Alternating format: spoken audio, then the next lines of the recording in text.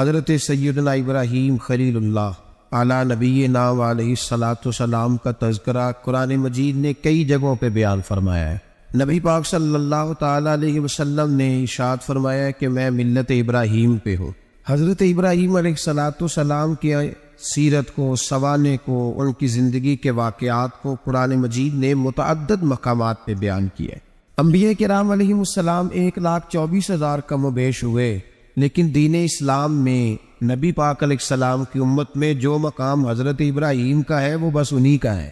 ان کی زندگی ایک بڑی خوبصورت، بڑی منفرد اور مسلمانوں کے لیے بڑی اسوہ نور دینے والی زندگی ہے۔ نبی پاک صلی اللہ علیہ وسلم نے فرمایا میں اپنے باپ حضرت ابراہیم کی دعا بن کے دنیا میں آیا ہوں، اور پھر محبوب پاک سید عالم صلی اللہ تعالی علیہ وسلم نے اپنی امت میں بھی جناب ابراہیم کے طریقے کو جاری رکھا۔ صحابہ نے قربانی کے بارے میں حضور سے پوچھا ما ھذہ الاضحیہ، یا رسول اللہ صلی اللہ علیہ وسلم یہ قربانی کیا ہے؟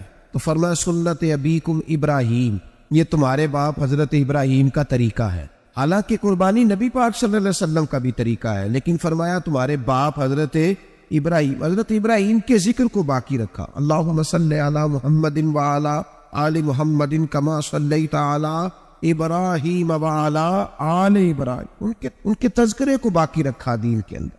حضرت ابراہیم بڑی امتیازی شان والے نبی ہیں، بڑی امتیازی شان والے۔ رب کریم کا وہ دوست جس نے کوئی چیز بچا کے نہیں رکھی، ہر شے ہی اپنے رب کی بارگاہ میں پیش کرتی۔ چند چیزوں سے انسان کو بڑا پیار ہوتا ہے، گھر اسے بڑا پیارا ہو، وہ بڑا خوبصورت ہوٹل 5 سٹار ہوٹل میں رہا، وہ اسلام آباد گیا، کسی سفر پہ گیا تو بڑے اعلیٰ قسم کے اس کو کھانے ملے، بڑی چیزیں ملی، لیکن کبھی دائیں کروٹ کبھی بائیں کروٹ، تو ساتھ بیڈ پہ دوست تھا تو اس نے کہا صاحب سو جاؤ، تو اس نے کہا یار جو مزہ اپنے گھر میں سونے کا ہے وہ کسی اور جگہ تھوڑی ہے۔ گھر بڑا پیارا ہوتا ہے، انسان لگاؤ ہوتا ہے، جس بے تکلفی سے، سکون سے، آرام سے انسان اپنے گھر میں وقت بتاتا ہے کہیں اور مشکل ہو جاتا۔ دوسرا، انسان کو اولاد بڑی پیاری ہوتی ہے، بڑی عجیب شے، نہ ہو تب بھی بڑا دکھ ہے، اور ہونے کے بعد بھی اس کی بڑی آزمائشوں، یہ بڑی ایک میٹھی چیز ہے۔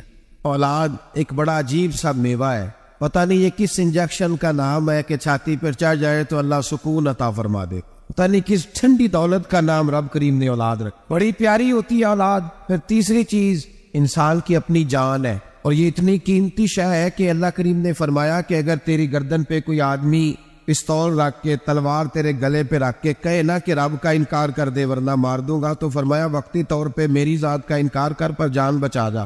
اگر تم مرنے کے قریب ہو گیا ہے اور حرام شے کھائے بغیر تو بچ نہیں سکتا، مر جائے گا، تو فرمایا چل تو اس طرح کر حرام کھا کے جان بچا، پر جان بچانا فرض ہے، ضروری ہے۔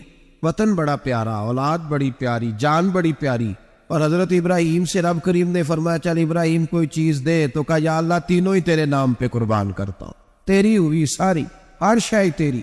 حضرت ابراہیم نے دین کے لیے، آپ شہر بابل کے قریب پیدا ہوئے، وہاں سے مصر آئے، مصر سے فلسطین آئے، اور فلسطین سے آ کر کے کعبہ آباد فرمایا۔ زندگی سفروں میں گزری، سفر ایک تکلیف والی چیز ہے، پر حضرت ابراہیم نے وطن چھوڑ دیا، گھر چھوڑ دیا۔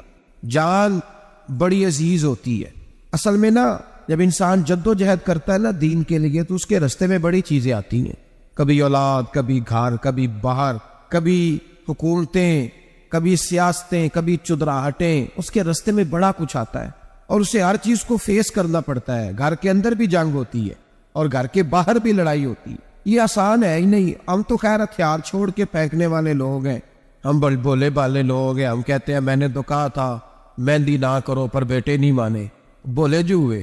اسی طرح حالانکہ اگر وہ بیٹا کہے نا کہ ابا جی لاؤ زندگی میں سارا کچھ میرے نام کرو، تو پھر ہم بولے نہیں ہوتے، اور اس وقت ہم تیز ہوتے ہیں، کہتے ہیں یہ کیسے ہو سکتا ہے، ہاتھ کاٹ کے دے دوں۔ اس وقت نہیں، دین کے معاملے میں بولے ہوتے ہیں، بیٹا بد مذہب کے پاس جا رہا ہے تو اس وقت ہم بولے بالے ہیں، کوئی عرض نہیں، لیکن اگر وہ اپنی پسند کی شادی کرے ہمیں کراس کر کے، پھر ساتھ ہی ہم تیز ہو جاتے ہیں۔ تو حضرت ابراہیم نے جب دین کے لیے نکلے تو جد و جہد کی، گھر کے اندر بھی گھر کے باہر بھی۔ آپ کے والد کا نام طارق ہے، وہ توحید پرست تھے، ایماندار تھے، پرہیزگار تھے۔ آپ کے چچا کا نام آزر ہے، وہ بت پرست تھے، بت بیچا کرتے تھے۔ حضرت سیدنا ابراہیم علیہ السلام جب میدان عمل میں نکلے تو حضرت ابراہیم علیہ السلام نے اپنے گھر سے جہاد شروع کیا، لڑنا پڑا، گھر کے اصولوں سے چچا نے جو رواج بنائے ہوئے تھے اس رواج سے ٹکرائے. فرمایا میں اپنے گھر کے اندر یہ بت پرستی نہیں ہونے دیں گا. چچا کو ایک دفعہ نہیں بار بار 100 دفعہ سمجھایا. آپ کا چچا بت بنا کے بیچا کرتا تھا. حضرت ابراہیم علیہ السلام تھوڑے بڑے ہوئے تو کہنے لگا کہ چلو میرے ساتھ, تم بھی بت بیچنے ہیں, ہمارا کاروبار ہے. حضرت ابراہیم ساتھ نکلے تو بت پکڑا ہے, گندے پانی کے اندر اس بت کو ڈبوتے ہیں, کہتے ہیں کسی نے خریدنا ہے تو خرید لو, نہ یہ نفع دے سکتا ہے نہ نقصان دے سکتا ہے.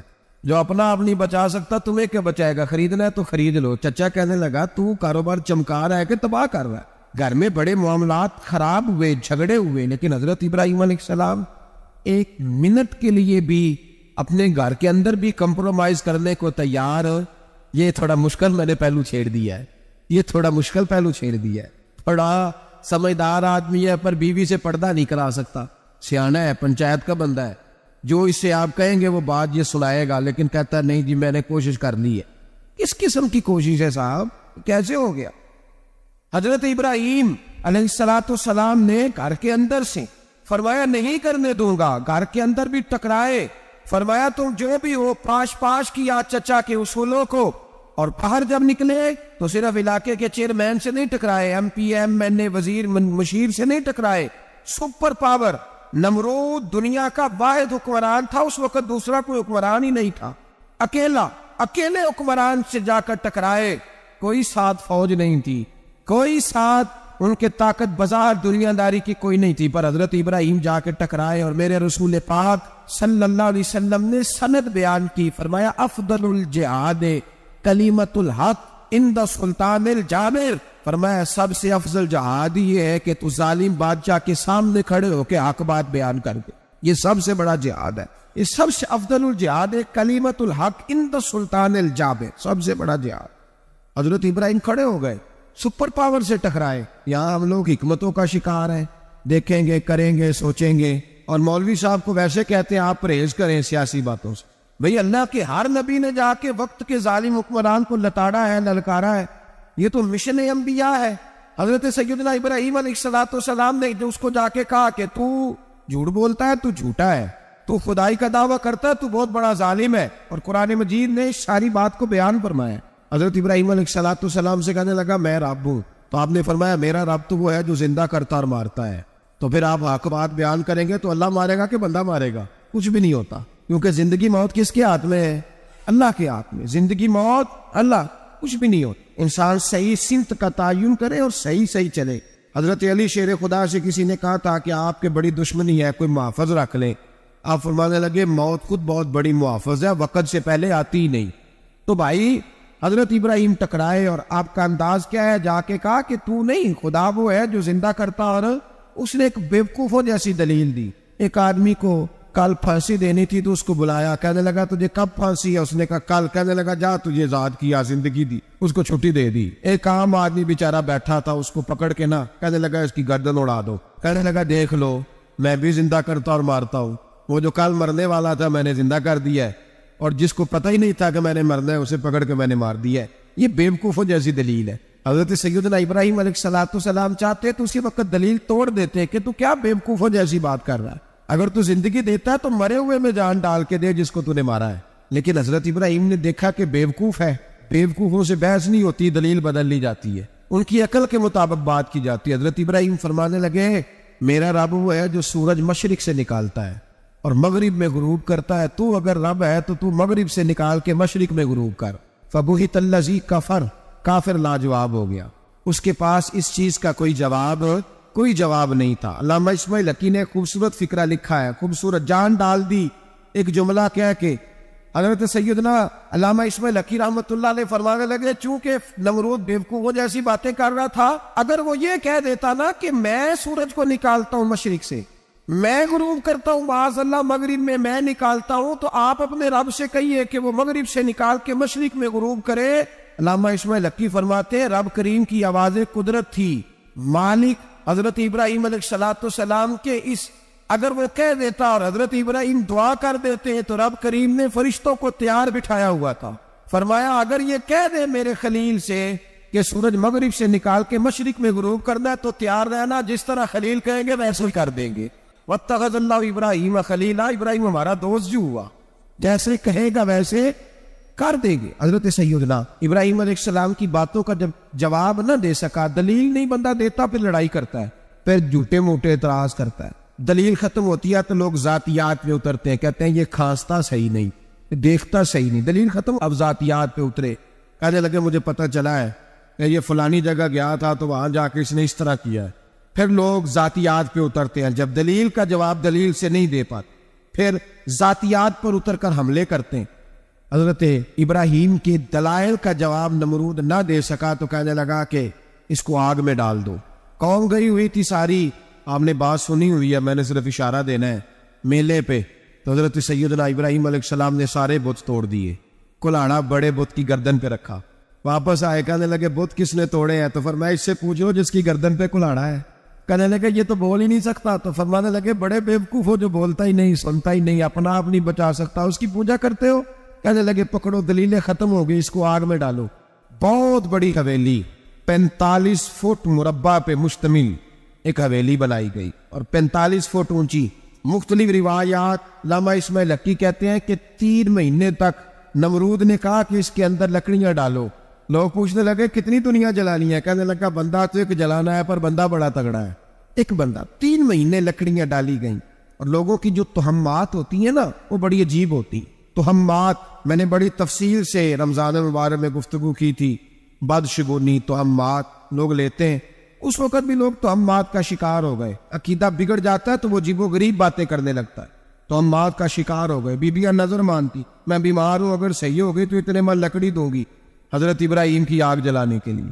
ایک عورت لے کے جا رہی ہے لکڑیاں، ایک نیک دل آدمی نے اس سے پوچھا کہاں جا رہی ہوں؟ کہنے لگی میں نے منت مانی تھی تو حضرت ابراہیم علیہ السلام کو معاذ اللہ جلانے کے لیے لکڑیاں لے کے جا رہی ہوں۔ تو وہ رب کریم کے بندے کہنے لگے تو ڈھونڈتی رہے گی، تجھے وہ جگہ ملے گی نہیں۔ وہ بی بی کئی مہینے گھومتی رہی، جگہ ہی نہیں ملی جہاں لکڑیاں ڈالنی، ماری گئی۔ تہمات کا شکار ہوئے بہت سارے لوگ۔ بھائی تہمات دین کے اندر منع ہے، تہمات دین میں کوئی نظر ماننا، کوئی کسی بزرگ کے مزار پہ جا کے سالے ثواب کے لیے کوئی چیز ماننا، یہ تو درست ہوا، لیکن غیر شرعی نظریں مان لینا کہ میں آ کے گرد چکر لگاؤں گا، میں جناب آ جا کے یہ والا تماشا کروں گا، میں دھاگا باندھوں گا، میں رسا کاٹوں گا، میں وہاں گندے ہو سے پانی پیوں گا، ان کی شریعت اجازت، یہ تہمات ہیں، بدشگونی ہے، دین میں ان کی کوئی گنجائش۔ آپ نظر ماننے سے پہلے بھی کسی عالم سے رابطہ کریں کہ میں منت مانگنے لگاؤں تو کیسے ماننی چاہیے کا طریقہ پوچھیں، ایسے ہی غلط چیز کی منت تھوڑی ماننی جائے گی۔ 12 علامدام پر سے مطلب حضرت ابراہیم کے لیے آگ جلائی گئی، 45 فٹ اونچی آگ ہے، پرندہ بھی اوپر سے گزرتا ہے تو نیچے گر جاتا ہے جل کے، اتنے دن لگا کے آگ جلائی گئی۔ اب حضرت ابراہیم کو جلایا جانے لگا ہے۔ یہاں تو موجے ہے نا، جو کسی ادارے کا سربراہ ہے اس کے لیے موج ہے، کسی جگہ آفیسر بن گیا تو موج ہے، پیر صاحب کے لیے موج ہے، علامہ صاحب کے لیے موج ہے، خطیب صاحب کے لیے موج ہے۔ جلنا کس کو پڑتا ہے؟ وہ حال ہی کوئی نہیں رہا الا ماشاء اللہ، وہ لوگ گزر گئے جو تکلیفیں سہ کے کام کرتے تھے، گزر گیا زمانہ۔ حضرت سیدنا ابراہیم علیہ السلام کو جلایا جانے لگا ہے تو اب اتنی بڑی آگ ہے تو ڈالے کیسے؟ شیطان نے تجویز دی کہ منجنیق بناؤ، بڑے بڑے بانس باندھ کے ان کے نیچے رسا باندھو، وہ جس طرح جھولنے کے لیے جھولا بنایا جاتا ہے اس طرح ایک منجنیق، پرانے زمانے میں اس میں پتھر رکھ کے پھینکے جاتے تھے دشمنوں پہ، وہ منجنیق بنائی گئی کہ دور سے حضرت ابراہیم کو پھینکیں گے، ہاتھ حضرت ابراہیم کے باندھ دیے، پاؤں مبارک باندھ دیے، پوری زمین پہ ایک نام لینے والا خدا کا، اور اس کو آج رسیوں میں جکڑا ہوا ہے۔ جب پھینکا جانے لگا نا آگ میں، حوریں رونے لگی، فرشتے تڑپنے لگے، اے اللہ یہ کیا ہونے لگا ہے؟ ایک تیرا خلیل اور وہ بھی آگ میں۔ فرمایا جاؤ جا کے اس سے کہو اگر تمہاری مدد لیتا ہے تو اسے بچاؤ۔ ہوا کا فرشتہ آیا، کہا ابراہیم اگر تو کہے۔ او بھائی ان چیزوں کو کہانی سمجھ کے نہ سنا کریں، یہ داستان نہیں، یہ وہ طریقے ہیں جو ہمارے رسول نے ہمیں اپنانے کا حکم ارشاد فرمایا ہے، جو عقیدے، یہ وہ نظریات ہیں جو ہمیں اوڑھنے کو کہا گیا، اپنے رب کریم کی رضا پہ راضی رہنے کے یہ وہ خوبصورت مواقع ہیں صوفیاء نے جن کو بنا کر سمجھا کر ہم تک پہنچایا ہے۔ یہ ہے اہل طریقت کی باتیں، وہ کہتے ہیں یار جس حال میں رکھے راضی رہنا ہے۔ حضرت ابراہیم علیہ السلام کو پھینکا جا رہا ہے، فرشتہ آیا، اے اللہ کے خلیل اگر حکم دو تو اتنی ہوا چلاؤں کہ نمرودی جل جائیں سارے، آگ ان پہ پھینک دی جائے۔ آپ نے فرمایا تو جا، تجھ سے مجھے کوئی کام نہیں۔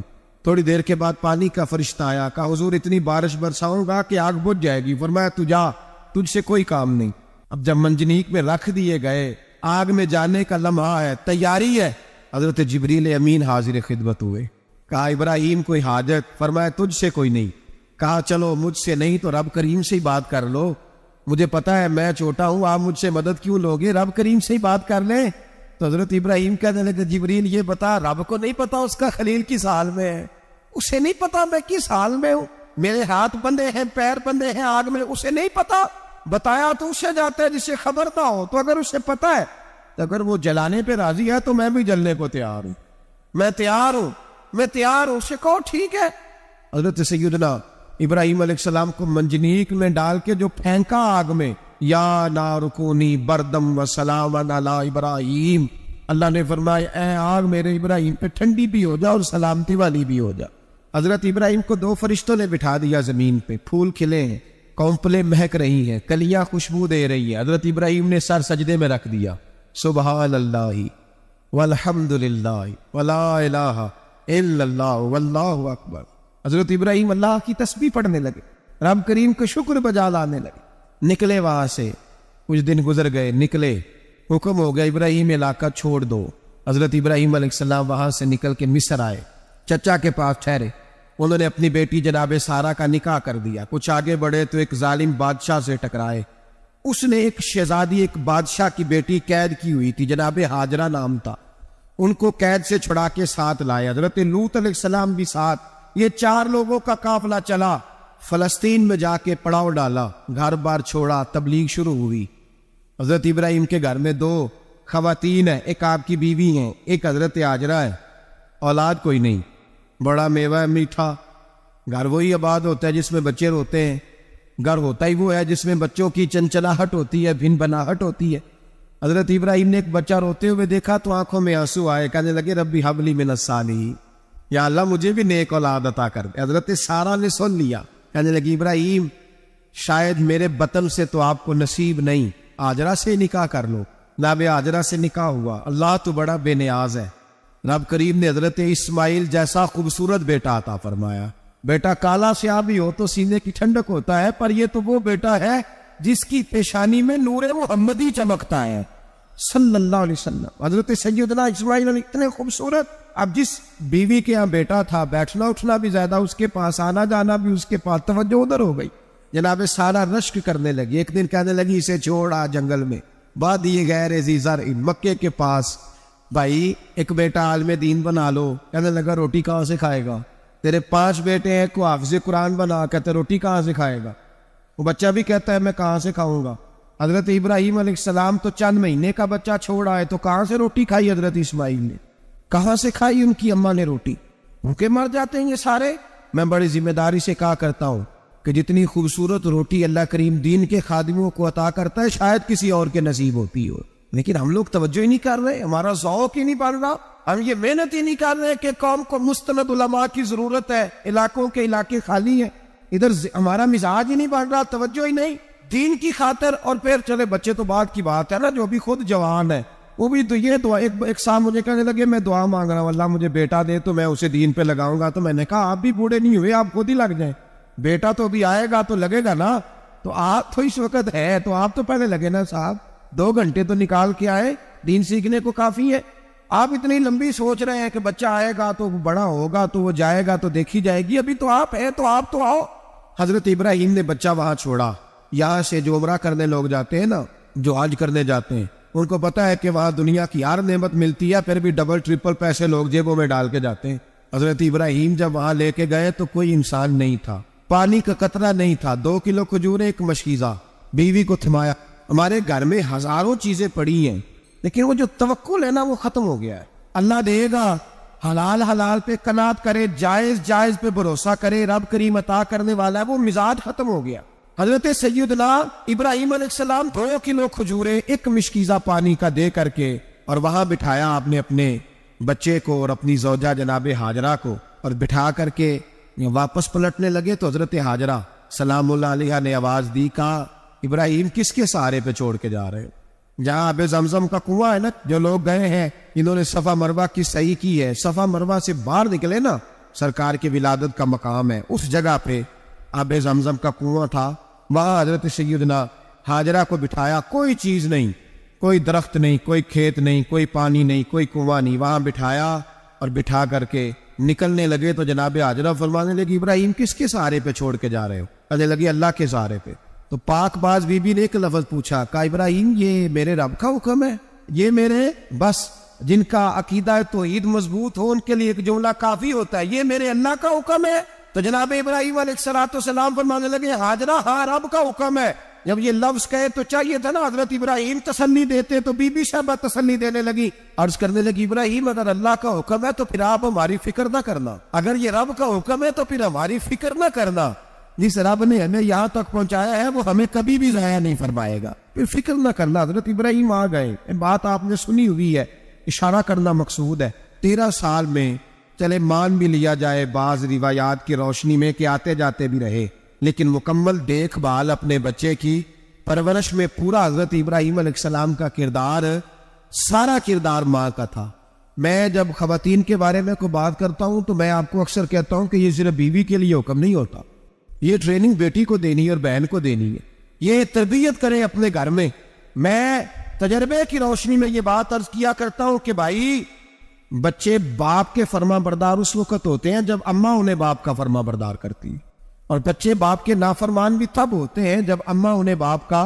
میں نے اپنے کانوں سے سنا ایک دفعہ ایک بچہ اپنے باپ سے کہہ رہا ہے آپ نے تو ساری زندگی باہر گزار دی، پیسے کمانا کون سا مشکل کام ہے، دکھ سکھ تو سارے اماں نے برداشت کیے، سکولوں میں وہ جاتی تھی، فلانا کام وہ کرتی تھی، فلانا کام۔ اب یہ سوچ اس کی ذاتی تو نہیں، یہ اس کو دی گئی ہے، اور اگر اس کو یہ سوچ دے دی جائے کہ اماں کہے کہ میں تو اپنوں میں رہی ساری زندگی، میں نے تو اپنوں میں وقت گزارا، اور تیرا باپ تو کئی دفعہ جنازے بھی نہیں پڑھ سکا، نے تو ماں باپ ایسے دفن کر دیے، وہ اگر یہ سوچ فراہم کرے تو پھر بچہ باپ کا فرما بردار ہوتا ہے۔ اور یہ والی روایتیں ہم بیوی کو سناتے ہیں، حالانکہ کس کو سنانی چاہیے؟ بہن اور بیٹی کو، بہن اور بیٹی کو سنائیں یہ باتیں، ان کو سمجھائیں، تاکہ آگے جا کے وہ جو گھر ترتیب دے وہ گھر بڑا عمدہ اور نکھرا ہوا ہو۔ حضرت سیدنا ابراہیم 13 سال کے بعد آئے، چونکہ گھر میں اللہ تبارک و تعالیٰ کی دوستی کا چرچا تھا، اللہ تبارک و تعالیٰ کی محبوبیت کا غلبہ تھا۔ 13 سال کے بعد فلما بالغ معه السعی، بیٹا جب اتنا بڑا ہوا کہ ساتھ چلنے لگا تو حضرت ابراہیم نے اپنے بیٹے کو بلا کے کہا بیٹا مجھے خواب آئی ہے، میں تجھے ذبح کر رہا ہوں، تیری کیا رضا ہے؟ تو حضرت اسماعیل کہنے لگے یا ابت افعل ما تؤمر، ابا جی اللہ جیسے حکم دیتا ہے میرے ساتھ ویسے ہی کرے، جیسے اللہ حکم دیتا ہے ویسے ہی کرے۔ حضرت ہاجرہ کو کہا کہ ایک دوست نے دعوت کی ہے تو وہاں جا رہے ہیں، بی بی مطمئن ہے، تفصیلات کی ضرورت نہیں، ختم بات، اعتبار ہے، مطمئن ہو گئی۔ شیطان پیچھے سے آیا اماں کے پاس، ذرا تھوڑی دیر کے لیے تصور جمائیے، یا تو پڑوسن آ کے کوئی بات بتا دیتی ہے خاوند کے بارے میں تو کئی مہینے جھگڑا جاری رہتا ہے، پڑوسن محلے دار۔ شیطان نے آ کے بتا لفظ کیا ہے، کہا حضرہ تمہیں پتا ہے کہاں جا رہے ہیں؟ کہا دوست کی دعوت میں۔ تو کہنے لگے دوست کون ہے؟ رب کریم، اور ابراہیم کا خیال ہے کہ اس رب نے مجھے حکم دیا ہے کہ میں ذبح کروں۔ تو حضرت ہاجرہ کہنے لگی کبھی باپ بھی بیٹا ذبح کرتے ہیں؟ شیطان کہنے لگا ان کا خیال ہے کہ ان کے رب نے حکم دیا ہے۔ جناب ہاجرہ فرمانے لگی اگر رب نے حکم دیا تو پھر تو مجھے شیطان لگتا ہے، تو مجھے شیطان لگتا ہے۔ کیا مطلب؟ فرمانے لگی اگر رب کریم کا حکم ہے تو میرے پاس ایک اسماعیل ہے، اگر 1000 بھی ہوتے میں سارے اللہ کے راستے میں پیش کر دے دیتی، مالک کا ہی تو ہے سارا کچھ، اسی کا ہے، اس میں لیت اللہ کی کیا گنجائش؟ حضرت سیدنا ابراہیم علیہ السلام نے بیٹے کے حلق پہ چھری رکھ بھی دی اور چھری چلا بھی دی، رکھ بھی دی، اور وہ تو اللہ کریم نے فرمایا یا ابراہیم قد صدقت الرؤیا، ابراہیم تو نے خواب سچا کر دکھایا، وہ قیامت تک تیرا نام رہے گا۔ حضرت ابراہیم نے وطن بھی دیا، جان بھی دی، بیٹا بھی، اللہ کریم نے دمبے دیے، فرمایا یہ فدیہ ہے۔ اب یہ قربانی قیامت تک حضرت ابراہیم کے طریقے کے مطابق جاری ہے۔ حضرت ابراہیم بہت بڑے مہمان نواز تھے، بہت بڑے۔ آپ جب مصر میں قیام تھا تو بڑے بڑے لمبے چوڑے لنگر پکتے تھے، لوگ آیا جایا کرتے تھے، بڑا تفصیل کے ساتھ کھانا ہوتا تھا۔ مہمان نوازی آپ کی خاص صفت مبارکہ ہے، ہمارے یہاں بھی مہمان نوازی ہوتی ہے امیروں کی، بلکہ اب تو مہمان نوازی اس طرح کی ہے کہ کل تیری میرے پاس دعوت ہے اور پرسوں میری تیرے پاس ہے، وہی امیروں میں وہ چکر رہتا ہے، پارٹیاں دوست ایک دوسرے کو ڈالتے ہیں، تیری طرف پارٹی تیری طرف، اور اسی انداز میں اب یہ عید آئے گی نا، ٹکا پارٹیاں ہوں گی جگہ جگہ، اور لوگ سوال پوچھنے لگے ابھی سے، کہتے ہیں قربانی کا کتنا گوشت گھر رکھنا جائز ہے، قربانی کا کتنا گوشت گھر رکھنا جائز ہے، سارا ہی۔ اس لیے فریزر لے لے، فریج سے نہیں کام چلے گا، سارا ہی جائز رکھنا سارا ہی جائز ہے، رکھ لیں۔ اور خدا کے بندے، قربانی وہ بندہ دیتا ہے جو سارا سال ہی گوشت کھاتا ہے، صحیح کہہ رہا ہوں؟ قربانی صاحب نصاب، صاحب استطاعت بندہ دیتا ہے نا، تو وہ سارا سال ہی گوشت سارا گھر میں رکھنا بھی جائز ہے، لیکن سارا دے دینا بھی۔ تو جو آ رہی ہے اس پہ کیوں توجہ کرتے ہو؟ جو دوسرا جائز ہے اس پہ کیوں نہیں عمل کرتے؟ سارا تقسیم کر دیں، بات ختم ہوئی۔ یقین کریں، محرم میں جا کے دوست ٹیلی فون کر کے سوال پوچھتے ہیں، کہتے ہیں صاحب سنا ہے قربانی کا گوشت محرم میں کھانا جائز نہیں۔ میں کہ نہیں، ربیع الاول چ بھی جائز جے، رجب رمضان تک کھاؤ، کوئی بندہ نہیں منع کرتا، اس لیے کہ کسی کو دینا تو پسند ہی نہیں، یا پھر اس میں سے جو خاص چیزیں ہیں وہ اپنی فریج میں اور باقی جو ہے وہ دوسروں کے لیے۔ یہ کیا طریقہ ہے ہمارا؟ اور اسی پہ عمل ہے۔ اللہ تبارک و تعالی ہمیں سمجھنے کی توفیق عطا فرمائے۔ حضرت ابراہیم بہت بڑے مہمان نواز تھے، صرف قربانی نہیں دیتے تھے، سارا سال بہت سارا لنگر، بہت سارا کھانا پینا، بہت ساری چیزیں جاری رہتی۔ اور جتنے غریب لوگ تھے فلسطین کے، ان کو پتا تھا کہ حضرت ابراہیم علیہ السلام کا لنگر جاری ہے فلسطین میں جب آپ کا قیام تھا۔ ایک دفعہ ڈھیروں مہمان آ گئے اور کھانے کو کوئی چیز نہیں، حضرت سارہ اور جناب ہاجرہ دونوں اس وقت موجود تھیں۔ وہ کہنے لگی ابراہیم بہت سارے مہمان آ گئے تو کیا کریں؟ جناب سارہ کہنے لگی کس طرح کر کے ان کی مہمان نوازی کروں؟ اور حالات یہ ہے کہ قحط پڑا ہوا ہے فلسطین میں، مصر میں، دور دراز علاقوں میں۔ تو حضرت ابراہیم کہنے لگے یہ اللہ کے مہمان ہے اور ہمیں رب کریم کا بندہ سمجھ کے آ گئے، اللہ ہی بندوبست کرے گا۔ فرمانے لگے میرا مصر میں ایک دوست ہے، وہ قید کے دنوں میں غلہ جمع کر لیتا ہے، میں اس کی طرف پیغام بھیجتا ہوں، مجھے امید ہے وہاں سے غلہ ملے گا۔ 2-3-5 اونٹ والے غلام بلائے اور ان کو کہا کہ جاؤ غلہ لے آؤ مصر کے دوست سے۔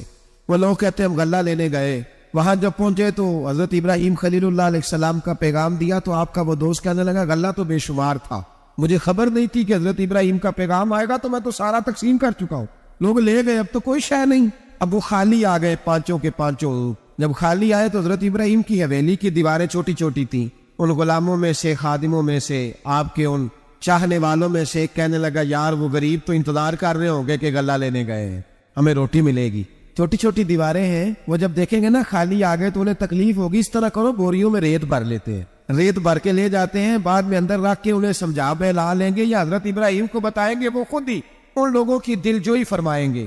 اب غلہ کی جگہ ریت بھر کے اونٹوں پہ رکھ کے لائی گئی، لا کے بوریاں جب رکھ دی گئیں، حضرت ابراہیم علیہ السلام دوپہر کے وقت آرام فرما رہے تھے، بی بی سارہ اٹھی، کہتی ہے جب میں نے دیکھا نا کہ بوریاں پہنچ گئی ہیں تو گئی، غلام کو ساتھ لیا اور اس کو جب کھولا نا تو کہتی اتنی حسین گندم میں نے پہلے کبھی دیکھی نہیں تھی، اتنا پیارا دانا میں نے کبھی ملاحظہ ہی نہیں کیا تھا۔ فرماتی ہے جب اس کو پیس کر چکی میں روٹیاں پکائی تو خوشبو دور دور تک پھیل گئی، اعلیٰ غذا بنی، بڑے بڑے کھانے بیبیوں نے مل کے پکائے، چن دیے گئے۔ حضرت ابراہیم اٹھے تو لوگ کھانا کھا رہے، سجدہ شکر ادا کیا، اور جب سجدے میں گئے تو وہی آنے لگی، پھر رونے لگے۔ جب پلٹ کر باہر تشریف لائے تو جناب سارہ کہنے لگی ابراہیم تمہارا مصری یار بڑا اچھا ہے، اس نے اتنی اعلیٰ گندم بھیجی ہے کہ اتنی تو میں نے پیاری گندم کبھی دیکھی نہیں۔ جناب ابراہیم مسکرائے، فرمانے لگی سارہ یہ مصری یار نے نہیں بھیجی، یہ میرے عرشی یار نے بھیجی ہے، یہ میرے عرشی یار نے بھیجی ہے۔ بھائی مہمان نوازی مزاج تھا، لوٹا دینا مزاج تھا، دوسروں کی اشک شوئی مزاج تھا۔ حضرت ابراہیم علیہ السلام کا طریقہ ہے قربانی، حضور نے ان کا طریقہ بیان کیا۔ اگر سال کے بعد قربانی دینا ان کا طریقہ ہے تو سارا سال غریبوں کو روٹی دینا بھی حضرت ابراہیم کا طریقہ ہے، سارا سال غریب کی نوکری کرنا یہ بھی حضرت ابراہیم کا طریقہ ہے، بھوکے کو کھانا کھلانا یہ بھی۔ میرے مصطفیٰ کریم سید عالم صلی اللہ علیہ وسلم سے صحابہ نے پوچھا حضور بہترین مسلمان کون ہے؟ بہترین مسلمان تو حضور نے فرمایا جو سلام لینے میں پہل کرے اور غریب کو روٹی کھلانے میں سب سے اچھا ہو، وہ بہترین مسلمان ہے، زبردست مسلمان۔ ہمارے ہاں دعوتیں ہوتی ہیں تو امیروں کی، افطاریاں تو امیروں کی، اور میرے مصطفیٰ کریم علیہ السلام نے فرمایا بدترین دعوت ہے جس میں امیر بلائے جائے غریب نہ بلائے جائے، وہ بدترین دعوت۔ حضرت ابراہیم کا طریقہ رہا ساری زندگی مہمان نوازی۔ اور دوسرا ان کا مزاج تھا، اللہ سے پیار ہو گیا تھا نا، جب رب کریم سے محبت ہوتی ہے نا اور محبت کا احساس ہوتا ہے دل میں، پھر سجدے لمبے ہوتے ہیں۔ عام آدمی تو نماز بھی نہیں پڑھ سکتا، اسے خدا سے محبت ہوتی ہے وہ تہجد بھی نہیں چھوڑ سکتا۔ وہ یہ محبت کی بات ہے نا، جس کو پیار ہوتا ہے اس کی تہجد بھی ہے، اس کی اشراق بھی ہے، چاشت بھی ہے، اس کے عمرے بھی ہیں، اس کے حج بھی ہے، اس کے بار بار کعبۃ اللہ کے دیدار بھی ہیں۔ یہ محبت الہی ہے، جوش مارتی ہے۔ ان لوگ سجدہ کرتے ہیں تو اٹھتے ہی نہیں، اللہ کے بندوں سے پیار کرتے ہیں اللہ کی۔ حضرت ابراہیم کو رب کریم سے اتنی محبت تھی، اتنا پیار تھا کہ وہ آپ کی زندگی کے ہر پہلو سے چھلکتا تھا۔ ایک وقت ایسا آیا کہ اللہ تعالیٰ نے حضرت ابراہیم کو بہت زیادہ مال عطا فرمایا، اتنے اونٹ گنے نہیں جاتے، گائیں اتنی زیادہ کہ شمار نہیں ہوتی، بکریاں اتنی زیادہ کہ شمار، بہت زیادہ مال اللہ نے عطا فرمایا۔ اور ابھی کچھ عرصہ پہلے آپ پیچھے جائیں نا تو جو لفظ مال تھا وہ روپے پہ تو بولا ہی نہیں جاتا، وہ جانوروں پہ بولا جاتا۔ بہت زیادہ مال اللہ نے دیا، بکریاں، گائیں، اونٹ، بیل، بڑا کچھ۔ تو رب کریم نے فرشتوں سے فرمایا کہ واتخذ اللہ ابراہیم خلیلا، ابراہیم میرا دوست ہے۔ تو فرشتے کہنے لگے یا اللہ جسے اتنا کچھ دیا جائے اس نے دوست تو بننا ہی ہوتا ہے، تو نوازا ہی پڑا ہے، اتنا مال، اتنے کھیت کھلیان، اتنا کچھ۔ اللہ کریم نے فرمایا جاؤ آزمائش کر لو، امتحان لے لو۔ فرشتہ امتحان لینے پہنچ گیا۔ حضرت ابراہیم کے جانور چر رہے ہیں چراگاہ میں، حضرت ابراہیم بھی ہیں، غلام بھی ہیں، بہت بڑا ریوڑ ہے۔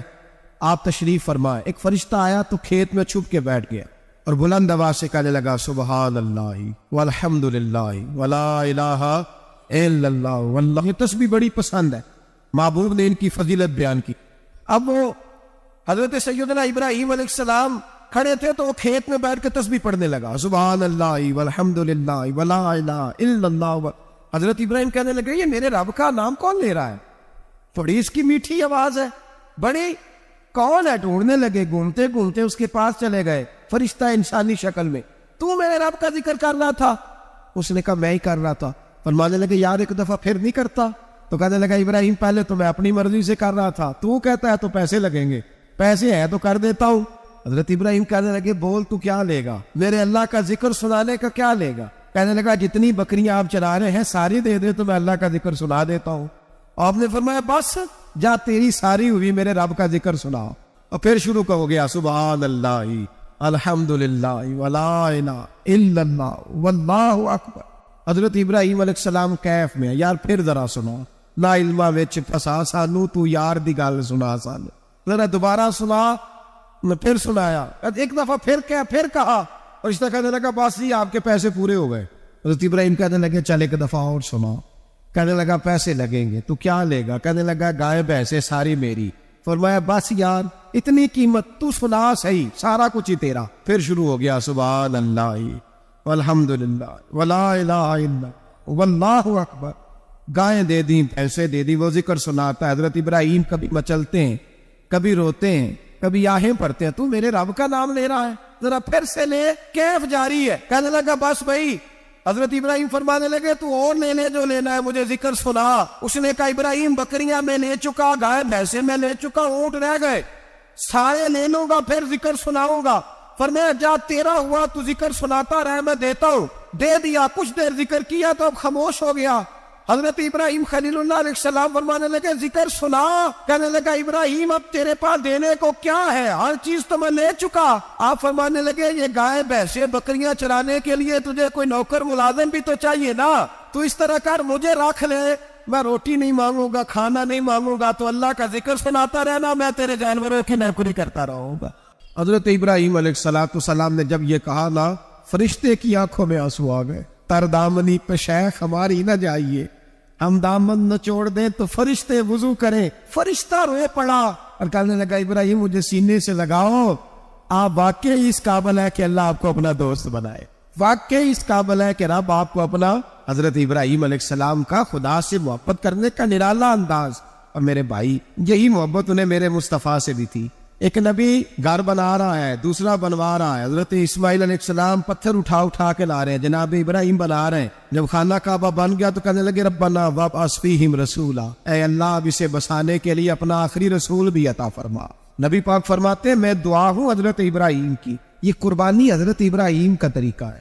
حضور نے اگرچہ نبی پاک کی اپنی سنت تھی، یہ بھی کہہ سکتے تھے سنتی و سنت ابیکم ابراہیم، میری سنت ہے اور تمہارے باپ ابراہیم کی سنت ہے، یہ نہیں فرمایا۔ جب صحابہ نے کہا قربانی کیا ہے، فرمایا سنت ابیکم ابراہیم، یہ تمہارے باپ ابراہیم کی سنت ہے۔ ہر صاحب نصاب پر قربانی واجب ہے، جو زکوٰۃ کا نصاب رکھتا ہو اس پر قربانی واجب ہے، یعنی ضروریات سے زیادہ اتنے پیسے جتنے پیسوں سے زکوٰۃ فرض ہوتی ہے، اتنے پیسے جس آدمی کے پاس قربانی سے پہلے آ جائے اس آدمی پر قربانی کرنا واجب ہے۔ بکرا، چھترا، دمبا 1 سال کا یا دمبا 6 مہینے کا ہو پر اتنا بڑا محسوس ہوتا ہو کہ لگے کہ 1 سال کا ہے، اس کی قربانی ہو سکتی ہے، جانور میں کوئی عیب نہیں ہونا چاہیے، اتنا کمزور نہ ہو کہ ذبح جہاں اسے کرنا ہے وہاں وہ چل کے جا نہ سکے، اتنا کمزور جانور نہ ہو، اس کے اندر بظاہر کوئی اتنا بڑا نقص نہ پایا جاتا ہو، کانا نہ ہو، لنگڑا نہ ہو، کوئی اس کی ہاتھ نہ کٹے ہوئے ہو، ایسا نقص جو واضح ہو۔ بکرا 1 سال کا، گائے اور بھینس یہ 2 سال کی، اونٹ 5 سال کا۔ اب اس میں یہ ہے کہ ہمارے بہت سارے دوست، چونکہ ہم دیہاتی لوگ ہیں تو پوچھتے ہیں کہ دوندا نہیں ہے تو چوگا نہیں ہے، تو یہ ہماری پنجابی کی اصطلاحات ہیں۔ شریعت اسلامیہ نے سال بتائے ہیں، یہ تو ہم نے اپنی آسانی کے لیے، یا دیہاتوں میں جو ماحول تھا اس طرح کا جانور لیں، خوبصورت جانور لیں۔ جو نصاب ہے وہ بھی میں نے آپ کو بتایا، لیکن ایک اور پہلو بھی ہے۔ نبی پاک صلی اللہ علیہ وسلم پہ زکوٰۃ کا بھی فرض نہیں ہوگی۔ نبی پاک صلی اللہ علیہ وسلم کے پاس اتنا سرمایہ کبھی اکٹھا ہوا ہی نہیں کہ زکوٰۃ فرض ہو، لیکن نبی پاک کے صحابہ فرماتے ہیں کہ مدینے کے 10 سالوں میں اللہ کے رسول نے ہر سال قربانی فرمائی ہے، ہر سال قربانی دی۔ اور جس سال حضور حج کرنے گئے اس سال اللہ کے نبی نے 63 اونٹ ذبح فرمائے، اور حضور صلی اللہ علیہ وسلم جب اونٹ ذبح کرنے لگتے نا تو صحابہ کہتے ہیں اونٹ خود دوڑ کے حضور کے سامنے آ کے لیٹ جاتا، اور نبی پاک اسے ذبح کرتے اور فرماتے ہیں ایک دوسرے کو دھکے دیتے اونٹ کے، پہلے میں نے جانا ہے ذبح ہونے کے لیے، پہلے میں نے، انہیں پتا تھا کہ جو مصطفیٰ کے ہاتھوں ذبح ہوگا وہ تو دائمی زندگی پا جائے گا، یہاں بھی وہاں بھی زندہ۔ 63 اونٹ ذبح کیے۔ ایک اونٹ میں کتنی قربانیاں ہوتی ہیں؟ 7۔ اب 63 کو 7 سے ضرب دو گے تو کتنی بنے گی؟ اور پھر نبی پاک صلی اللہ علیہ وسلم نے 10 سال مدینہ منورہ میں قربانی دی، ہر سال۔ اب وہ 63 اونٹ، ایک اونٹ میں 7 قربانیاں، ہر سال یہاں قربانی۔ اور مولا علی شیر خدا فرماتے ہیں نبی پاک 2 قربانیاں دیتے۔ میں نے کہا حضور 2 جانور ذبح کر رہے ہیں آپ؟ تو حضور نے فرمایا ایک میری طرف سے، ایک میری امت کی طرف سے، غریبوں کی طرف سے۔ اور حضرت علی کو حضور نے وصیت فرمائی تو 2 دیا کرے گا۔ یا رسول اللہ صلی اللہ علیہ وسلم میں غلام ہوں، خادم ہوں۔ حضور نے فرمایا علی ایک تو نے اپنی دینی ہے، ایک میری طرف سے دینی ہے۔ 2 قربانیاں۔ مولا علی نے بھی ساری زندگی 2 قربانیاں دی۔ حضرت علی بھی مال کے نصاب نہیں تھے، اپنا مکان ہی نہیں تھا، کوئی کاروبار نہیں تھا، کئی دن فاقے رہتے تھے، پر قربانیاں کتنی دیتے تھے؟ 2۔ ہمارے پاس ویسے اگر سسرال میں، میکے میں، کزنوں میں کچھ شادی ہو جائے تو 50-60 ہزار کا خرچہ برابر ہے، وہ پکا ہے۔ اور قربانی کی باری غریب ہو گئے، سارے غریب ہو گئے، کہتے نہیں یہاں مشکل ہے۔ اور خدا کے بندے اللہ کے ساتھ تجارت کر، اس کے رستے میں 1 دے گا، رب تجھے 70 گنا اضافہ کے ساتھ عطا فرمائے گا۔ قربانی مال کے نصاب پہ ہے۔ کوشش کیا کریں کہ اللہ کے رستے میں جب دینا ہو پھر لیت العلہ سے بچیں، خوبصورت جانور لائیں۔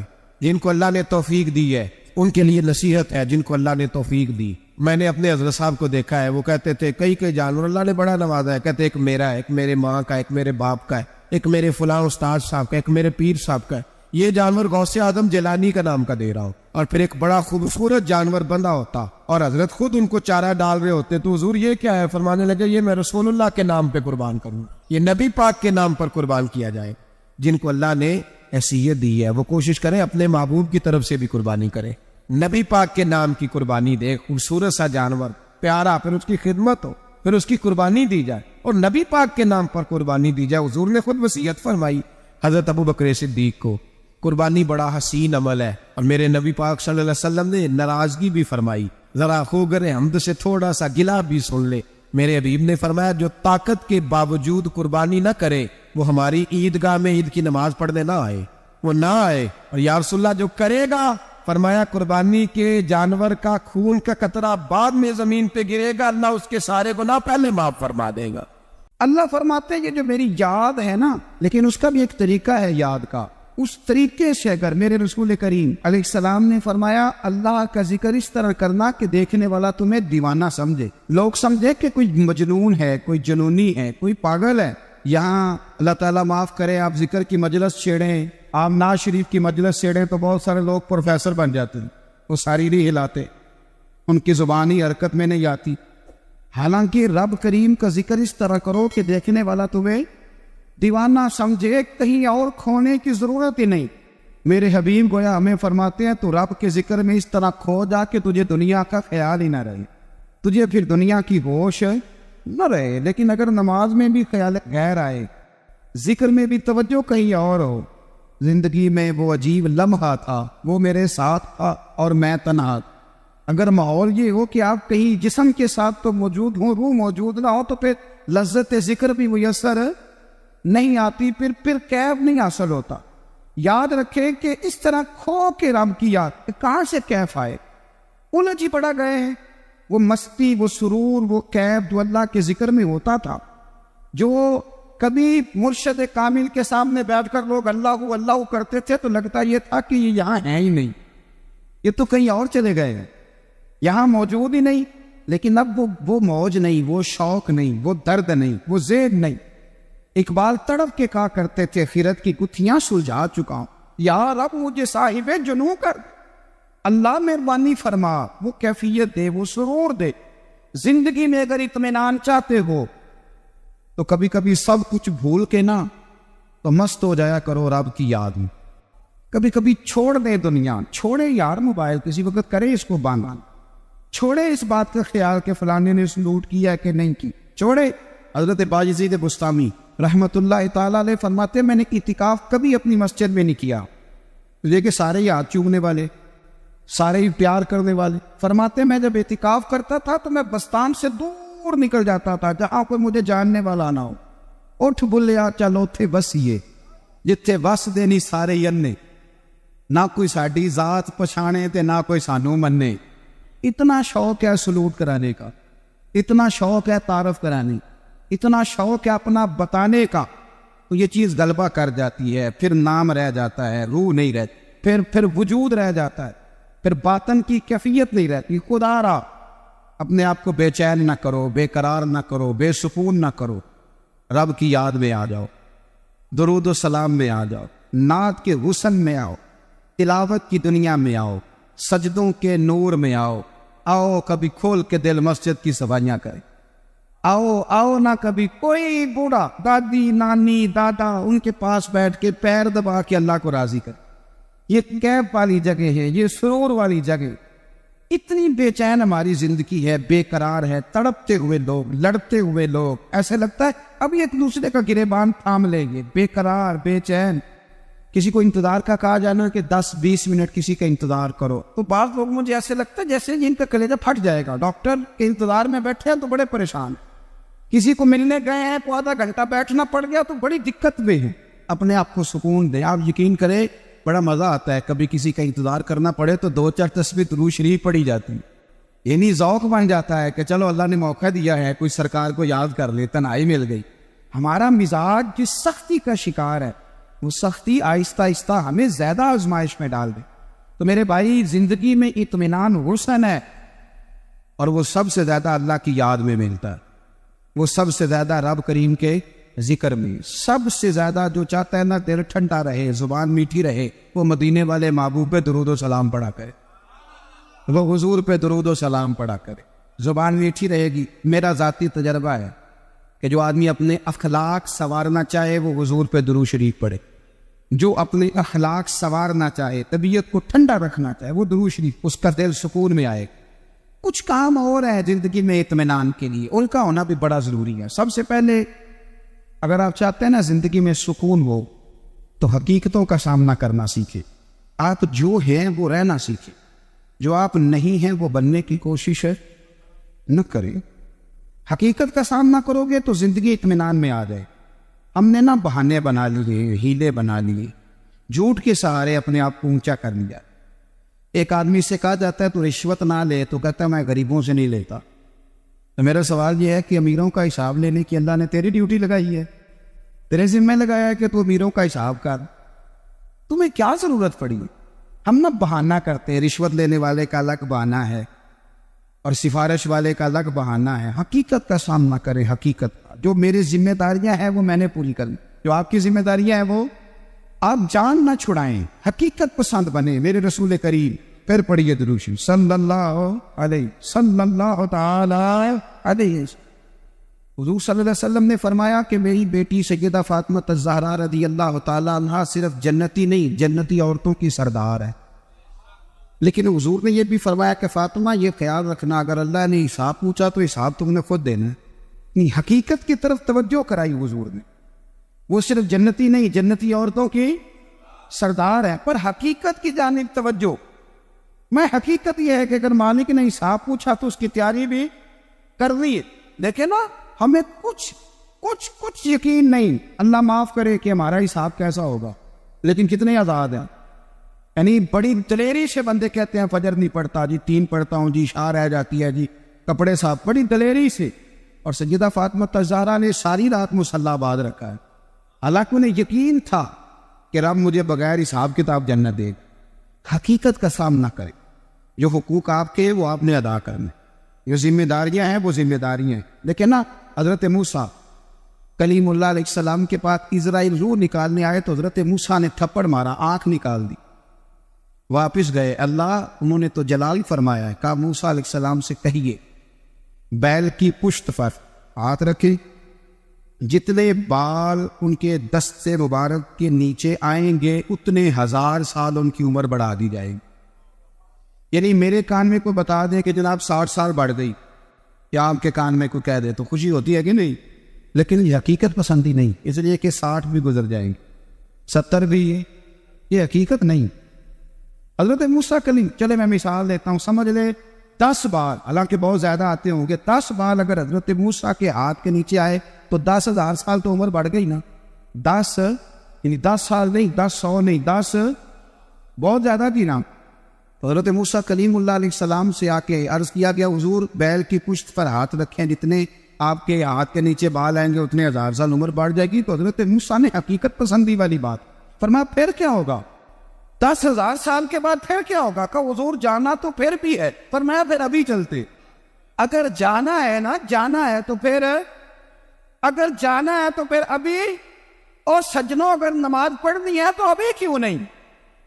اگر داڑھی رکھنی ہے تو پھر رمضان کا انتظار کیوں کریں, ابھی کیوں نہیں؟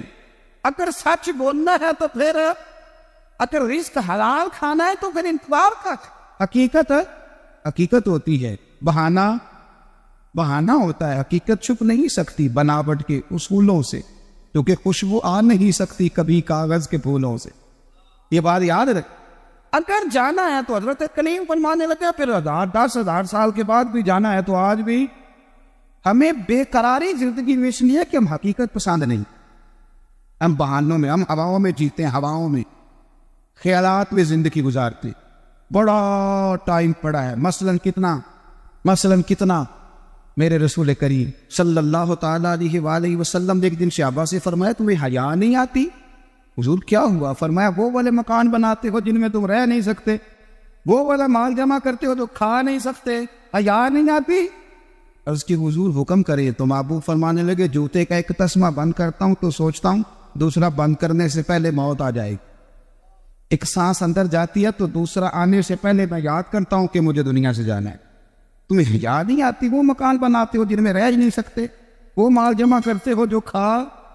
حقیقت پسند نہیں بھائی. ہم بہت سارے لوگ ہیں بڑی باتیں سناتے, بڑی, میں کہتا ہوں اصل میں نا زیادہ باتیں سنا کے نا بیچارہ اپنے آپ کو مطمئن کرنا چاہتا. اصل بات یہ ہے کہ اندر سے نا ہلا ہوا ہے, کچھ بھی نہیں, بڑا زیادہ ہنستا ہے اور مجھے لگتا ہے کہ کوئی گہرا زخم چھپا رہا. اس لیے ملمس آدمی حقیقت پسند بنو, حقیقت پسند. یاد رکھنا من ترک صلاۃ متعمدا فقط کفر.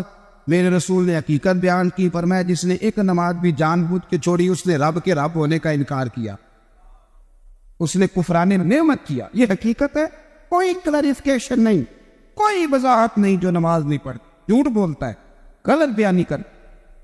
جو شخص رزق حرام کما کے کہتا ہے کہ اس کے بغیر گزارا نہیں چلتا, وہ جھوٹ بولتا ہے. اس لیے کہ رب فرماتا ہے جب تجھے پیدا کیا تو تیرا رزق میرے ذمہ ہے. اللہ فرماتا ہے کہ لا یکلف اللہ نفسا الا وسعها, میں کسی پر وہ بوجھ نہیں ڈالتا جو اٹھا نہ سکے. نماز فرض کیا اس کا مطلب ہے ہم پڑھنے کے قابل ہیں, اس نے ہمارے ذمہ داریاں لگائی ہے, تو مطلب یہ ہے کہ ہم ذمہ داریاں ادا کرنے کے قابل بھی ہیں. ورنہ وہ کہتا ہے میں وہ بوجھ ڈالتا ہی نہیں جو تجھ سے اٹھایا نہ جائے. اگر چاہتے ہو کہ زندگی میں اطمینان ملے تو خدا را حقیقت پسند والی زندگی گزارو. یہ فضاؤں میں زندہ رہنا, ہواؤں میں, اللہ بڑا معاف کرنے والا ہے, اللہ بڑا کریم ہے, معاف کر دے گا.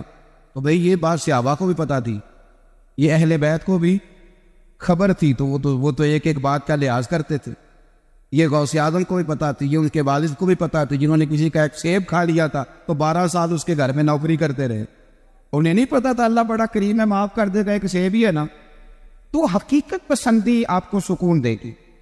اور اگر آپ نے اپنے آپ کو غیر مطمئن کیا ہوا ہے، بات کچھ اور ہے، اور آپ نے اپنے آپ کو ڈال کسی اور طرف لیا ہے، تو پھر آپ کو سکون مل سکتا. سکون حقیقت پسندی میں، اصل میں سکون ہوتا ہے، اداکاری میں سکون نہیں ہوتا. تیسری بات سنیں، اگر آپ چاہتے ہیں زندگی میں مطمئن رہے تو دنیا داروں سے امیدیں توڑ دیں، اللہ اور اس کے رسول سے امید وابستہ کریں، اولیاء اللہ سے امیدیں وابستہ کریں، صحابہ اور اہل بیت سے امیدیں، اللہ اور اللہ والوں سے امیدیں، دنیا داروں سے امیدیں. آپ کو پتہ ہے دنیا دار کی تباہی کب ہوتی ہے؟ جب انہیں خوش آمدی مل جاتی. چودھری کا بیڑا اس وقت غرق ہوتا ہے جب اسے چودھری کہنے والے زیادہ ہو جاتے ہیں. سیٹھ صاحب اور نواب صاحب بیچارے تباہ تب ہوتے ہیں بھولے پن میں، جب ان کے دائیں بائیں ریلا ہوتا ہے سیٹھ صاحب کہنے کا. لوگ انہیں کھانا چاہتے ہیں، پیار ان کا نہیں ہوتا، ان کی جیب کا ہوتا ہے. محبت ان سے نہیں ہوتی، ان کی کرسی سے ہوتی ہے. ضروریات کا پیار ہوتا ہے، تباہ کر دیا جاتا ہے. ہماری ساری توقعات دنیا داروں سے وابستہ ہو گئی. یا ناراض نہ ہونا، پیروں نے، مولویوں نے، درویشوں نے، انہوں نے بھی سیٹ رکھے ہوئے جلسوں کی صدارت کرانے کے لیے. یعنی مذہبی جلسہ ہے، اس میں بہت زبردست پڑھے لکھے صاحب تقویٰ عالم کا خطاب ہے، اور کی صدارت وہ بندہ کر رہا ہے جس نے عشاء کی نماز بھی نہیں پڑھی، وہ بندہ صدارت کر رہا ہے. کیوں؟ اس لیے کہ اس نے لاکھ روپیہ دیا ہے محفل میں. خدا را دنیا داروں سے امیدیں چھوڑ دیں، ورنہ آپ کمزور پڑ گئیں، آپ کی امیدیں ٹوٹیں گی. کتنا کمزور ہے وہ شخص جو 2-4 ہزار کے لیے کسی بندے کی چاپلوسی کرتا ہے، اس کے پیچھے بھاگتا ہے، خوش آمدیں کرتا ہے تھوڑے سے نوٹوں کے لیے. دکھ سکھ میں کام آئے گا اس کام کے لیے. میرے رسول کریم علیہ السلام نے فرمایا، جس نے بندوں کو راضی کرتے کرتے رب کو ناراض کر دیا، اس کی دنیا بھی گئی اور آخرت بھی گئی. اور فرمایا جس نے بندوں کی پرواہ نہیں کی، اللہ کو راضی کیا، فرمایا اگر رب راضی ہو گیا تو لوگوں کے دلوں میں بھی محبت پیدا فرما دے گا. کیا ضرورت ہے خوشامد کرنا دنیا داروں کی، سیٹوں کی، نوابوں کی، چاپلو. اور میں آپ کو ایک بات بتاؤں، ہوتا پتہ کیا ہے؟ یہ جو حب جا اور حب پا ہوتی ہے نا، اس سے پیٹ نہیں بھرتا. آپ کو اگر خوشامد کرنی ہے تو پھر آپ کو ساری زندگی کرنی ہے. پھر ان کو بھی پتہ ہوتا ہے کہ تعلق کس بنیاد پر ہے. اس میں کبھی بھی خلوص پیدا نہیں ہوتا. آپ بے چین رہتے ہیں، بے قرار رہتے ہیں، آپ کو تکلیف رہتی ہے ہمیشہ. کبھی بھی دنیا داروں سے امیدیں وابستہ نہ کریں. ایک بات سنیں بڑی شاندار، امام غزالی نے لکھی. امام غزالی فرماتے ہیں کہ ہارون رشید نہ حج کر کے واپس آیا بغداد میں، تو کونے میں حضرت بہلول دانا بیٹھے تھے. رش بہت تھا، مجمع بڑا تھا. حضرت بہلول دانا بھی سڑک کے کنارے بیٹھے تھے. تو سپاہی کہنے لگے یہاں سے اٹھ جاؤ. فرمانے لگے ہارون رشید کی زمین نہیں، زمین میرے رب کی ہے، میں کیوں اٹھوں؟ وہ قریب سے گزرا تو سلام لی. آپ نے اس کا پروٹوکول دیکھا تو فرمانے لگے ہارون رشید تجھ سے تگڑے تگڑے موٹے موٹے پروٹوکول میں نے لوگوں کے دیکھے، اور یہ جو تیرے دائیں بائیں آج تیرے نعرے لگا رہے ہیں، یہ پہلے ان لوگوں کے نعرے لگایا کرتے. اور تھوڑا وقت گزرنے دے، جو تیرے بعد آئے گا نا، یہ سارے پھر ان کے نعرے بھی لگائیں. تو جھوٹ کی دنیا میں زندہ ہے، ان سے تو نے امیدیں وابستہ کی ہیں، یہ کل اس کے نعرے لگائیں. اس کے دل پہ بڑا اثر ہوا، گھوڑے سے اتر آیا. آگے کہنے لگا حضور آپ نے مجھے بڑی اچھی نصیحت کی ہے، میرا دل بڑا ٹھنڈا ہوا ہے. میں نے سنا ہے آپ مقروض ہیں، کچھ لوگوں کا قرض، تو مجھے کوئی حکم ہی کر دے. آپ ہنسنے لگے، فرمانے لگے یار تو بڑا ہی بیوقوف ہے، بڑا ہی بیوقوف ہے تو. میں تجھے نصیحت کر رہا ہوں، تو مجھے الجھا رہا ہے. حضور کوئی حکم کر دے. کیا خوبصورت انداز ہے رب کریم کے بندوں کا. حضرت بہلول دانا فرمانے لگے تیرا رب کون ہے؟ کہا اللہ. تو فرمایا میرا کون ہے؟ کہا اللہ. فرمانے لگے یہ تو نہیں نہ ہو سکتا کہ اللہ ہارون رشید کو دیتا رہے اور بہلول دانا کو بھول ہی جائے.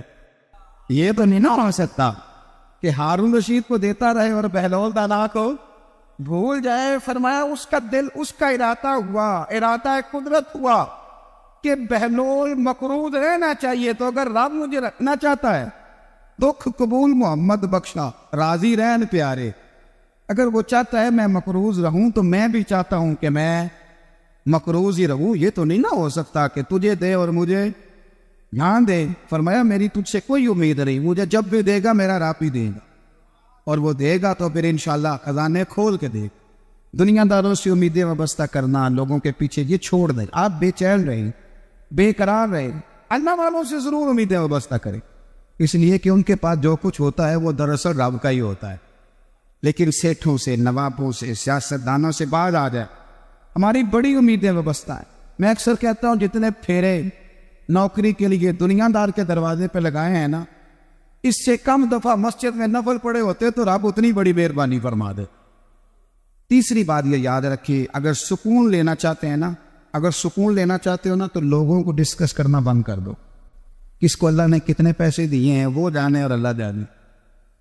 کس کو اللہ نے کتنی گاڑیاں دی ہیں وہ جانے، اور لوگوں کو ڈسکس کرنا. جی یعنی میں ایک جگہ بیٹھا تھا تو ایک صاحب گاڑی والا گزرا، گاڑی میں بیٹھ کے، اس کا پڑوسی تھا، کہتے تھا منہ ہے کار والا. میں کہ وہ تو ہے تاں ہی بیٹھا ہے.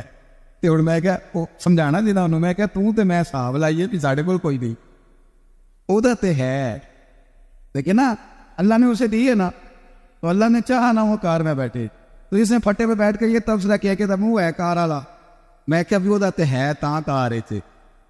اب مجھے تو نہیں اندازہ لگانا چاہیے کہ ہم کیا یہ بحث ہے. یعنی اللہ کو چاہیے تھا معاذ اللہ کے پہلے تجھ سے پوچھتا کہ اسے کار دینی ہے کہ نہیں. کیا مطلب فضول بحث. وہ چیز ہمیں اتنا تنگ کرتی ہے، اتنی تکلیف دیتی ہے کہ آپ یقین کریں سارا دن اسی کو ڈسکس کرتے ہیں. سارا دن اس کے پاس گاڑی ہے، اس کے پاس کار ہے، فلانے کا پیسہ 1 نمبر ہے، فلانے کا 2 نمبر ہے، فلانے کا 6 نمبر ہے. اصل بات کے اندر حسد ہے، اس کو نکالو. ایک بات کہنے لگا ہوں، اسے یاد رکھنا. میرے اعلیٰ حضرت رحمۃ اللہ علیہ فرمایا کرتے، حسد کرنے والا بندوں پر اعتراض نہیں کرتا، اللہ پر اعتراض کرتا. وہ کہتا ہے اللہ اسے کیوں دیا ہے، اتنا کیوں دیا ہے، معاذ اللہ وہ اللہ کی تقسیم پر اعتراض کرتا. حسد کرتے ہو بے چین رہو. حسد آپ کے دل کو تڑپا کے رکھ دے. چھوڑے، اللہ بڑا کریم ہے، جس کو جہاں چاہتا ہے وہاں بٹھا دے. آپ قطعاً اس بحث میں نہ پڑے کہ اللہ نے کس کو کتنا دیا ہے، کب دیا ہے، کیوں دیا ہے. وہ بڑا بے نیاز ہے. حسد آپ کو تباہ کرے. دنیا میں پہلا گناہ جو ہوا تھا وہ حسد تھا. ابلیس نے حضرت آدم سے حسد کیا، کہنے لگا میں بہتر ہوں، سرداری اس کو مل رہی ہے، یہ تو اللہ کو پتہ ہے نا کس کو دینی ہے. اور دنیا میں پہلا قتل حسد کی وجہ سے ہوا. حابیل قابیل کے درمیان حسد کا معاملہ. خاتون کا نکاح اس سے کیوں ہو رہا ہے، مجھ سے ہونا چاہیے. حسد تباہی کرتا. آپ یقین کریں، یعنی دکاندار کے سامنے دوسری دکان پڑتی ہے، پریشان ہو جاتا ہے. وہ کہتا ہے میرا کیا بنے گا، لا حول ولا قوت الا باللہ. یعنی تیرا کیا خیال ہے کہ تیرے حصے کی روٹی وہ کھا جائے گا. اتنا چھوٹا دل. یہ تیرا موقع یہ ہے کہ تیرے حصے کا نصیب اس تک چلا جائے گا، یہ تیری خواہش ہے. ایک دوسرے کی کمزوریاں بیان کرنا، اس کا تو مال ہی ناقص ہے جی، اس کے تو پاس ہی کچھ نہیں. یہ تو کمزور لوگوں کا طریقہ ہے. میرے رسول کریم علیہ الصلوۃ والسلام گزر رہے تھے، پت جھڑ کا موسم تھا، خزاں کا موسم تھا، درختوں کے پتے جھڑ رہے تھے. صحابہ کو ساتھ لے کے حضور گزرے اور ایک درخت کی ٹہنی کو پکڑ کے حضور نے ہلایا. صحابہ فرماتے ہیں کہ چھم چھم اس کے پتے گرے، زمین پر ڈھیر لگ گیا. حضور نے فرمایا دیکھا تم نے کیا ہوا؟ حضور ہاں. فرمایا کتنی تیزی سے پتے جھڑے ہیں، صرف تنا رہ گیا ہے اور خالی ٹہنیاں رہ گئی ہیں، کوئی حسن بچا ہے؟ حضور نہیں. تو نبی کریم فرمانے لگے جو حسد کرتا ہے نا اس کی نیکیاں بھی اسی طرح جھڑ جاتی اسی طرح. اور ایک جگہ حضور فرمانے لگے جس طرح راکھ لکڑی کو آگ کھا جاتی، جس طرح لکڑی کو آگ، جب آگ کھا جائے تو پھر لکڑی کو لکڑی نہیں کہا جاتا، راکھ کہا جاتا ہے، کوئلہ کہا جاتا، اس کی اصل باقی یعنی اسے کھائی جاتی ہے. تو حضور علیہ الصلوۃ والسلام فرمانے لگے جس طرح آگ لکڑی کو کھا جاتی ہے، اور میں اسی طرح حسد نیکیوں کو کھا جاتا. نیکیاں رہتی نہیں. اصل کرنے والے کے پاس نیکیاں یعنی ان کی اصل شکل موجود، کبھی بھی حسد نہیں کریں. اللہ کی تقسیم ہے، جس کو چاہے جب چاہے جتنا چاہے عطا کرے. اور چوتھی بات میرے بھائی، کبھی بھی بغض نہ پیدا کریں. بغض والے لوگ بے سکون رہتے ہیں. بہت ساری کمزوریاں ہمارے اندر ہوتی ہیں نا، پھر اللہ ہماری روزی تو نہیں نہ بند فرماتا. یہ تو نہیں کہتا کہ زمین سے نکل جاؤ. اگر یہی والا معاملہ ہو جو ہمارا ہے کہ شادی پہ اس نے میرے ساتھ برا سلوک کیا تھا، اب ساری زندگی بغض رکھنا ہے. اگر یہی معاملہ فرشتے اللہ کی بارگاہ میں کہیں کہ یا اللہ اس نے فلانے دن شراب پی تھی، اب اس کو زمین میں نہیں رہنے دینا، نظام زندگی چلے گا. اگر اللہ ہمیں معاف کرتا ہے تو ہم بندوں کو معاف کیوں نہیں کرتے؟ آپ یقین کریں اتنی لمبی عداوتیں، اتنا لمبا حسد، اتنا لمبا بغض، اتنا لمبا. حدیث میں نے پڑھی، میں حیران رہ گیا. میرے نبی کریم علیہ الصلوۃ والسلام نے فرمایا اپنی بیوی سے کبھی بغض نہ رکھنا، اگر اس کی ایک بات ناپسند ہو تو اسے چھوڑ کے وہ بات دیکھو جو تمہیں پسند ہے۔ میں اس حدیث کو پڑھ کے سوچنے لگا کہ کیا بیوی کا بھی بغض رکھتے ہیں لوگ؟ اب حضور نے کہا ہے تو اس کا مطلب ہے لوگ بیوی کا بغض بھی رکھتے ہیں۔ اب اس پر استدلال کر کے مجھے کہنا پڑے گا کہ سسرال والوں کا بغض بھی رکھتے ہیں، کہنا پڑے کہ بھائی کے سسرال والوں سے بھی بغض رکھتے۔ اس حدیث کی روشنی میں سمجھا کہ لوگ بھابھی کا بغض بھی رکھتے ہیں، بغض، ورنہ عادتیں تو ہماری بھی کئی بری ہوتی۔ اگر عادات ایک وجہ بنے اختلاف کی تو عادتیں تو ہماری بھی کئی بری ہے، لیکن ہم اپنی بری عادتوں